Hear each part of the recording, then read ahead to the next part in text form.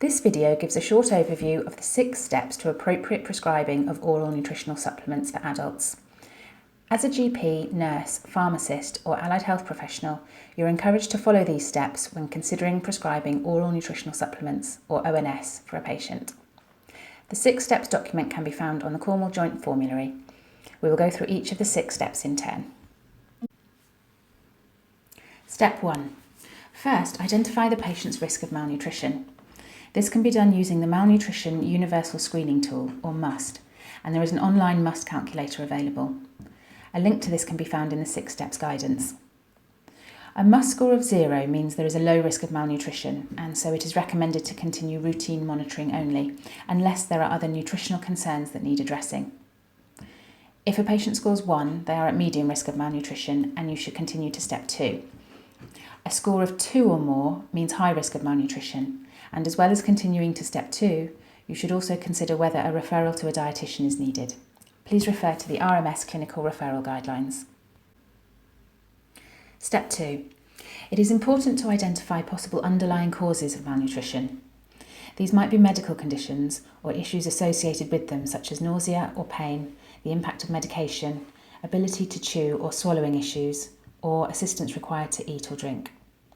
Environmental or social issues, as well as psychological issues or substance misuse, can all contribute to malnutrition risk. Once identified, the cause or causes should be treated if possible, and onward referral to an appropriate service should be considered.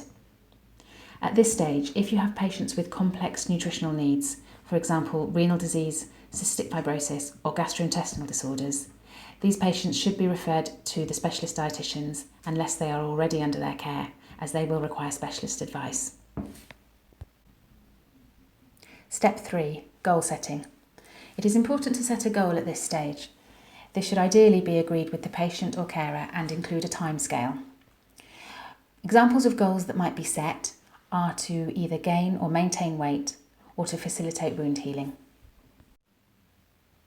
Step 4. Food first. Food first advice is the first line treatment for those at risk of malnutrition.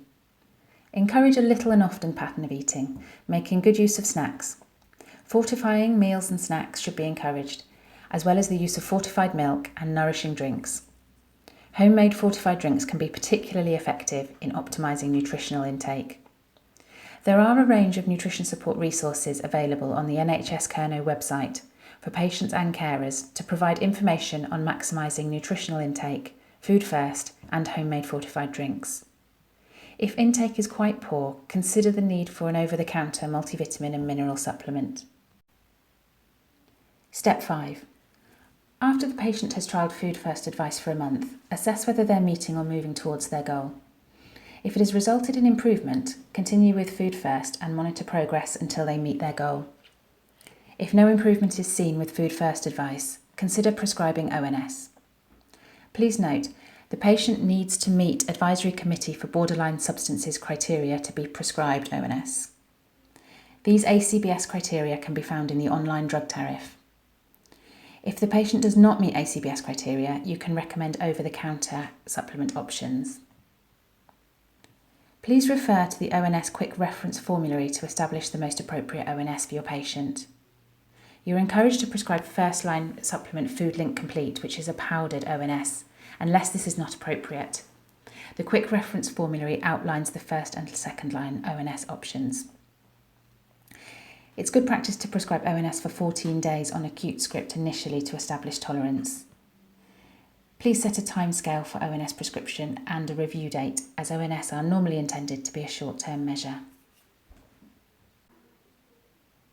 Step 6. Review. Once a patient is on ONS, it is important to regularly monitor their progress against the goals set, to establish whether they are taking them as prescribed and whether they are still needed. ONS should be stopped when the goal is met, if the patient establishes an adequate oral intake, or if there is no longer a clinical need for prescription. If the patient wishes to continue ONS even though there is no longer a clinical need, you can recommend either over-the-counter ONS or homemade fortified drinks. There may be circumstances where the goal is not being met with the use of ONS, or there has been a change in the clinical situation. Consider amending the prescription in terms of the number or type or flavour of ONS accordingly. A referral to a dietitian should also be considered. Please see the referral criteria on RMS. For patients discharged from hospital with ONS on their discharge summary, please do not automatically continue their ONS prescription unless there is correspondence from a hospital dietitian. If a dietitian gives advice to continue ONS prescription or change the prescription to another product, please follow this.